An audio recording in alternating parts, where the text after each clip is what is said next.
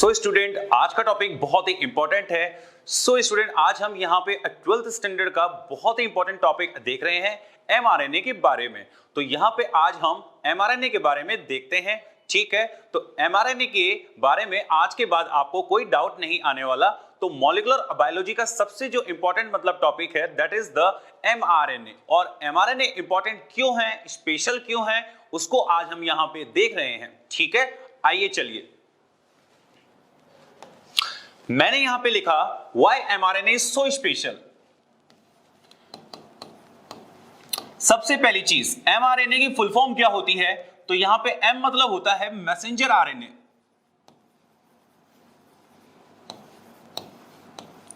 दूसरी चीज mRNA बनता कहां पे है, ये प्रोड्यूस होता है न्यूक्लियस के अंदर। ये न्यूक्लियस के अंदर प्रोड्यूस होता है, synthesise in nucleus, synthesise in nucleus. और यहां पे ये इंपॉर्टेंट हमारे लिए इसलिए है क्योंकि ये आगे जाके प्रोटीन बनाता है। आपको पता होगा कि एमआरएनए से आगे जाके प्रोटीन बनता है और इस प्रोसेस को हम क्या बोलते हैं, इस प्रोसेस को हम बोलते हैं ट्रांसलेशन। इसका मतलब एमआरएनए से प्रोटीन बनने के प्रोसेस को हमने क्या बोला, ट्रांसलेशन बोला है।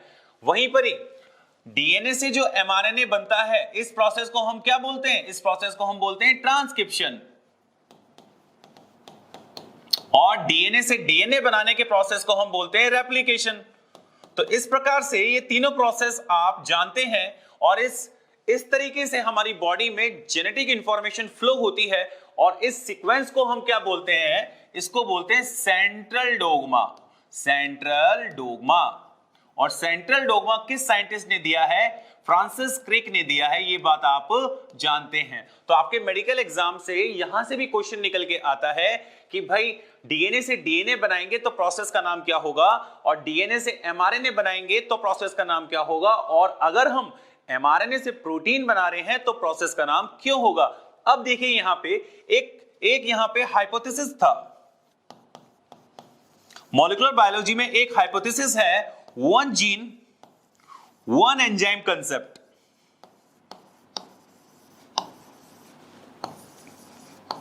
जो कि दिया है एक साइंटिस्ट ने, उसका नाम है Beadle and Tetam. Beadle and Tetam. तो दो साइंटिस्ट ने मिलके एक हाइपोथेसिस दिया है जिसका नाम है one gene one enzyme concept. और एक और चीज यहां पे, ये जो कंसेप्ट था ये एक फंजाई पे यूज किया गया था। उस फंजाई का नाम क्या है, आपको पता होना चाहिए, न्यूरोस्पोरा। और ये वही फंजाई है जिसको जेनेटिक वर्क में यूज में लेते हैं। तो न्यूरोस्पोरा एक ऐसी फंजाई है जो जेनेटिक वर्क में यूज आती है, जेनेटिक वर्क में यूज आती है। अब हम यहां पे ये देख रहे हैं कि one gene one enzyme concept क्या है।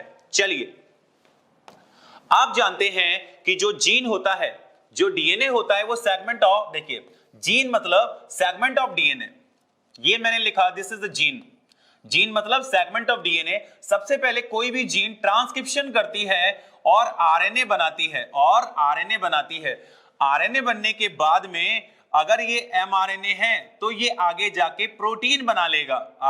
तो ये आगे जाके प्रोटीन बना लेता है। ये बात आप समझते हैं, ठीक है। इसका मतलब ये प्रोटीन बन गया है।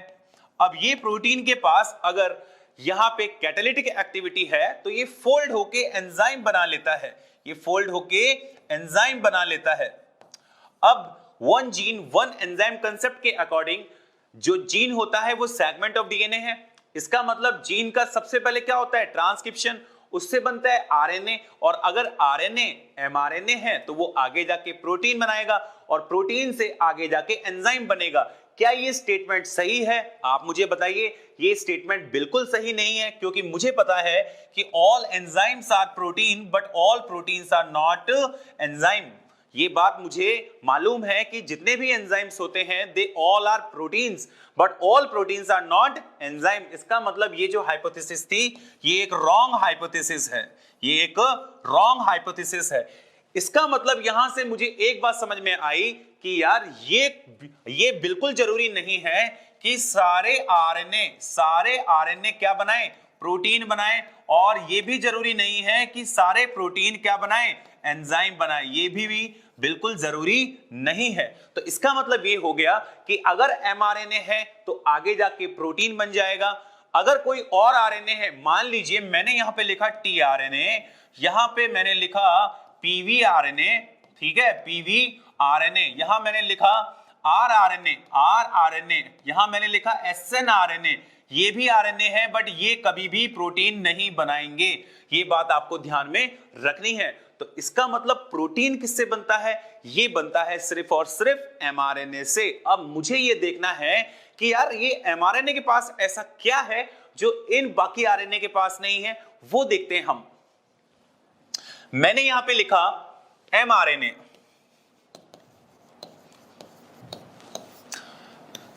ये मैंने एक mRNA बनाया है, ये इसका 5 प्राइम है, ये इसका 3 प्राइम है, ये इसका 3 प्राइम है, और मैंने यहां पे लिखा दिस इज द mRNA। अब mRNA के पास में एक साइट होती है जिसका नाम होता है राइबोसोम बाइंडिंग साइट। याद रखें हमेशा mRNA के पास में होती है राइबोसोम बाइंडिंग साइट। अगर mRNA के पास में RBS है, राइबोसोम बाइंडिंग साइट है, इसका मतलब इससे कौन बाइंड करेगा? राइबोसोम बाइंड करेगा। तो mRNA से हमेशा राइबोसोम बाइंड करता है, वो इसलिए करता है क्योंकि mRNA के पास में होती है राइबोसोम बाइंडिंग साइट, जिसका दूसरा जो नाम होता है, इसको और के नाम से लिख देता हूं, शाइन डेलगर्नो सीक्वेंस, शाइन डेलगर्नो सीक्वेंस, और जो होता है दैट इज AGG। तो AGG क्या है? शाइन डेलगर्नो सीक्वेंस है, राइबोसोम बाइंडिंग साइट है। अब क्या पूरे mRNA पे राइबोसोम अटैच होगा? बिल्कुल नहीं होगा। हमेशा ध्यान रखें, जो mRNA पे जब भी राइबोसोम आता है तो हमेशा स्टार्ट कोडॉन AUG, आपको पता है कि स्टार्ट कोडॉन AUG होता है, और अगर AUG एब्सेंट है तो वहां पे GUG कोडॉन क्या करेगा? स्टार्ट कोडॉन की तरह बिहेव करेगा। और 3 आपके स्टॉप कोडॉन होते हैं, एक होता है UAA, एक होता है UGA, एक होता है UAG। इसका मतलब हमेशा जब भी mRNA पे राइबोसोम अटैच होगा तो एक स्पेसिफिक एक साइट पे अटैच होगा। उस साइट को मैंने क्या बोला है? सिस्ट्रॉन बोला है। क्या बोला है? सिस्ट्रॉन बोला है। और इसी का दूसरा नाम होता है ओपन रीडिंग फ्रेम, जिसको शॉर्ट में ORF कहते हैं। इसका मतलब ये वो फ्रेम है जिसको राइबोसोम ने रीड किया है। तो जब भी राइबोसोम आएगा तो हमेशा स्टार्ट कोडॉन से स्टॉप कोडॉन तक ही बाइंड करेगा। ये बात आपको समझ में आ गई होगी। अब देखिए सिस्ट्रॉन 2 टाइप के होते हैं। अगर किसी RNA के पास, किसी mRNA के पास में एक से ज्यादा सिस्ट्रॉन है तो मैं उसको बोल दूंगा पॉलीसिस्ट्रॉनिक, पॉलीसिस्ट्रॉनिक। और आपको मालूम होगा पॉलीसिस्ट्रॉनिक जो कंडीशन मिलती है वो बैक्टीरिया के पास मिलती है, वो बैक्टीरिया के अंदर मिलती है, मतलब प्रोकैरियोट्स के पास मिलती है। और जो यहां मैंने क्या लिखा? प्रोकैरियोट्स के पास में यहां पे पॉलीसिस्ट्रॉनिक कंडीशन मिलती है, मतलब एक से ज्यादा राइबोसोम बाइंडिंग साइट है। और यहां पे जो मोनोसिस्ट्रॉनिक कंडीशन मिलती है, मोनोसिस्ट्रॉनिक कंडीशन जो मिलती है वो यूकैरियोट्स के अंदर मिलती है। इसका मतलब हमारे अंदर मिलती है। तो इसका मतलब हमारे पास एक ही क्या है? राइबोसोम बाइंडिंग साइट है, मतलब एक टाइप का राइबोसोम अटैच होगा। बट बैक्टीरिया के अंदर क्या होता है? एक से ज्यादा राइबोसोम अटैच होते हैं तो एक से ज्यादा टाइप के प्रोटीन्स बनते हैं। इसका मतलब आज मुझे ये आइडिया आ गया कि mRNA इतना स्पेशल इसलिए है क्योंकि उसी से क्या बनता है? आगे जाके प्रोटीन बनता है। उसी से प्रोटीन इसलिए बनता है क्योंकि mRNA के पास होता है राइबोसोम बाइंडिंग साइट। अब इसके पास जब राइबोसोम बाइंडिंग साइट है तो इससे कौन अटैच होगा? राइबोसोम ही होगा भाई। और राइबोसोम का मेन फंक्शन आपको मालूम है कि प्रोटीन फैक्ट्री हम उसको बोलते हैं, प्रोटीन सिंथेसिस उसका प्राइमरी फंक्शन है। इसका मतलब ये हो गया कि भाई mRNA के ऊपर जब राइबोसोम अटैच होता है तो वो हमेशा स्टार्ट कोडॉन से स्टॉप कोडॉन तक ही अटैच होता है। इसका मतलब एक सेगमेंट का ही क्या बनेगा? प्रोटीन बनेगा।